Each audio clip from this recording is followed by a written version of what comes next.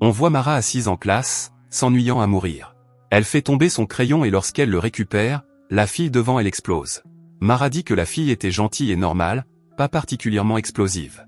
Tout le monde sort de la classe en courant, sauf elle. Alors que les garçons se précipitent hors du bâtiment, Tess trouve Mara devant elle et lui demande ce qui s'est passé. On peut voir la police scientifique en train de prélever des preuves dans la salle de classe. La seule chose vraiment endommagée par l'explosion est la fille, tout le reste, comme le dit Mara, n'est que cosmétique. Ses camarades de classe sont emmenés au poste de police et interrogés. Mara plaisante avec l'officier de police, mais il comprend son esprit. Les policiers donnent aux élèves de nouveaux vêtements et les font attendre dans le commissariat. Dylan fait un commentaire désinvolte sur le fait que tout cela ressemble à un film de Cronenberg, mais seul Mara rit. Les autres parlent de leur théorie sur les raisons de ce qui s'est passé, quand l'une des filles demande quand ils les laisseront partir. Mara répond qu'elles le feront lorsqu'elles seront sûres que cela ne se reproduira pas pour l'une d'entre elles.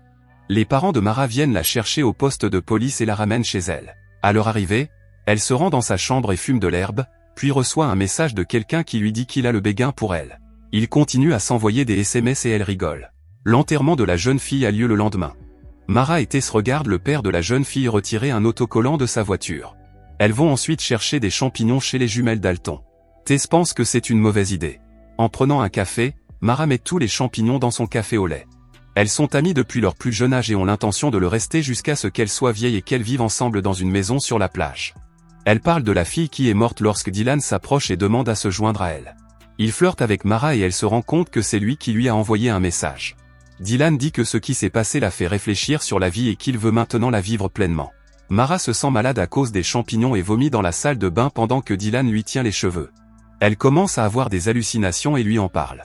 Les hallucinations se poursuivent toute la nuit et il reste avec elle. Ils parlent de ce qui s'est passé, disant qu'ils ont tous les deux manqué de le voir. Dylan la raccompagne chez elle et l'invitait à sortir.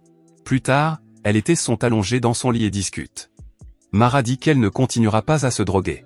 Tess lui demande si elle a déjà pleuré et lui répond qu'elle pleure toujours. C'est le jour du bal de fin d'année et les deux filles arrivent à l'école déguisées.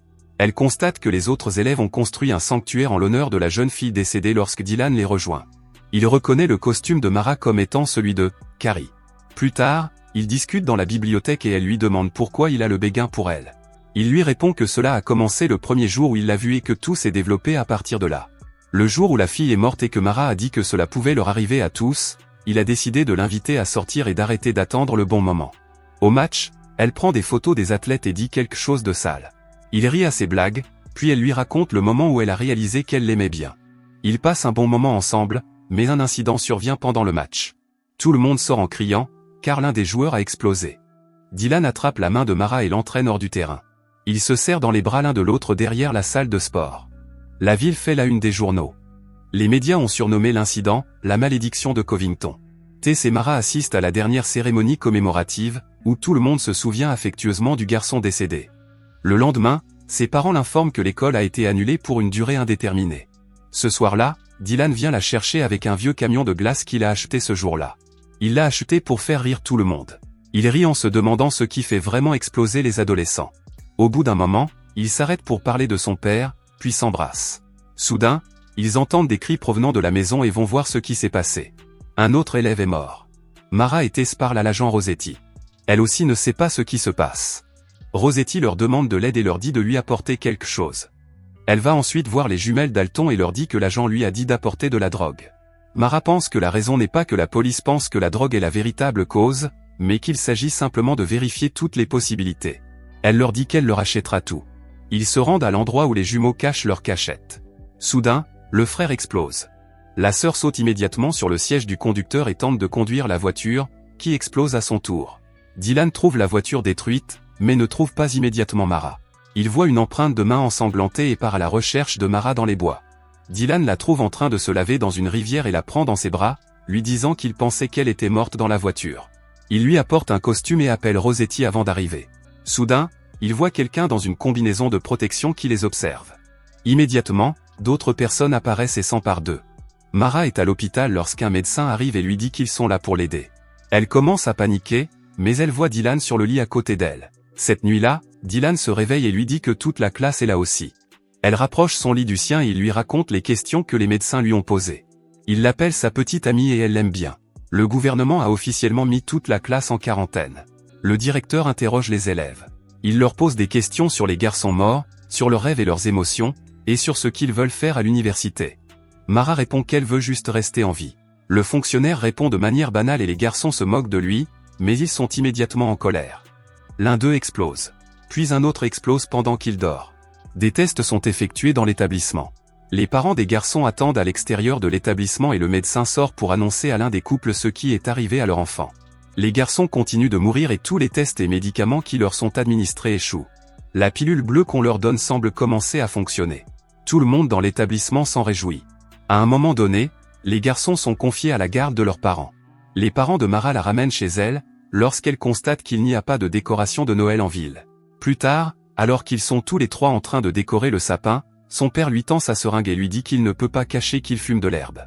Ils vapotent tous ensemble et parlent de l'âge adulte et de son diplôme. Avant d'aller se coucher, Mara prend une des pilules bleues. Le lendemain, Dylan est chez elle. Ils couchent ensemble pour la première fois. Mara lui demande s'ils sont en sécurité et Dylan répond qu'il ne sait pas, mais qu'ils doivent prendre les choses au jour le jour et retourner à l'école. Elle ne veut pas y retourner. Leur classe est la seule à aller à l'école dans le même bâtiment. L'un des professeurs leur raconte qu'il a vu quelqu'un se faire exploser lorsqu'il était soldat. Il leur dit qu'il les aidera à obtenir leur diplôme. Pour la Saint-Valentin, Mara décore la grange de Dylan et tous deux organisent une fête rien que pour eux. Il lui dit qu'il l'aime et elle répond par le mot en F. Ils en rient tous les deux, puis Dylan lui demande de passer l'été avec lui s'il ne meurt pas. Tess et Mara sont dans un restaurant et attendent leur repas, mais la serveuse est trop effrayée pour leur apporter de la nourriture. Elles s'en vont. Le lendemain, le médecin se rend à leur école et leur explique la pilule Snooze Button. Elle dit qu'il ne s'agit pas d'un remède, mais d'un traitement. Le docteur prend un volontaire pour leur expliquer, mais dès que le garçon commence à suivre ses instructions, il explose. Soudain, un autre explose. Puis un troisième. Tout le monde termine, mais les enfants continuent d'exploser. Tout le monde court et essaie de sortir, tandis que les enfants continuent d'exploser. Elle trouve une porte et sort de l'école. Dylan la rejoint à l'extérieur et il se serre dans les bras. Soudain, Dylan explose devant elle. Mara rentre chez elle couverte de sang. Rosetti la trouve et l'emmène à l'hôpital. Un fragment de sa mâchoire l'a frappée à la tête. Sa mère se rend à l'hôpital et l'aide à se laver. Cette nuit-là, elle dort entre ses parents. Elle devient très déprimée et arrête de prendre ses médicaments, refusant de communiquer. L'enterrement de Dylan arrive et passe. Tess essaie de la faire sortir de sa chambre, mais Mara y reste pour regarder les vidéos de Dylan. Plus tard, Mara organise une manifestation contre la malédiction et vole de l'alcool dans un magasin. L'agent Rosetti l'attend devant le magasin et lorsque Mara tente de lui lancer une bouteille de vodka, elle brise la vitre. Plus tard, elle se dispute avec ses parents à ce sujet et à propos du fait qu'elle se saoule tout le temps. Ils veulent l'aider, mais elle ne veut pas jouer le jeu et les rassurer, car elle aussi risque de mourir bientôt. Mara va dans sa chambre et pense à aller au bal, mais elle entre alors sur un site web où d'autres étudiants parlent de la malédiction des Covington. Ils parlent de malédiction et elle y croit. Mara se rend à l'école et visite le monument à la première fille, puis sa classe et enfin l'endroit où Dylan est mort. C'est le soir du bal de fin d'année et Mara est assise sur une balançoire. Tess la rejoint et elle recommence à parler de leur avenir. Elle lui annonce qu'elle quittera Covington ce soir-là. Avant de partir, Tess dit à Mara qu'elle sera toujours sa meilleure amie. Mara arrive finalement au bal, ivre. L'ambiance à l'intérieur est terrible. Chacun fait ce qu'il veut et elle en rit, puis va renverser le punch. Ses professeurs ne font rien. Elle l'emporte avec elle et le boit elle-même. Plus tard, elle monte sur scène et dit qu'elle est désolée d'avoir tué tout le monde, qu'elle est désolée d'être la malédiction. La fille qui la suit dit la même chose et Mara l'a eu. Soudain, d'autres filles disent la même chose. Mara se rend au cimetière sur la tombe de Dylan. Elle lui révèle qu'elle l'aime aussi et s'allonge sur sa tombe. Le lendemain, elle rentre chez elle et ses parents l'attendent. Mara s'excuse auprès d'eux et ils se réconcilient. Elle finit par enlever le pansement et se souvient de Dylan en regardant la cicatrice. Après quelques mois, les explosions cessent. Elle reprend le cours de sa vie. Mara part pour l'université dans la camionnette de Dylan. Ses parents s'inquiètent de sa sécurité, mais ils la laissent partir. Ils lui disent au revoir et elle part. Elle passe devant l'école qui est sur le point d'être démolie. À la fin de l'année scolaire, 31 élèves étaient morts. Mara a survécu, mais elle ne sait pas pourquoi. Elle dit que la leçon est que tout le monde meurt et qu'il faut vivre sa vie comme on l'entend. Mara imagine son avenir, ce qu'elle fera et les garçons qu'elle fréquentera ou épousera. Elle pense qu'un jour elle deviendra mère ou peut-être même présidente. En fin de compte, de mauvaises choses arriveront. C'est inévitable. Elle ne veut pas perdre sa vie à attendre quelque chose qui ne viendra peut-être jamais.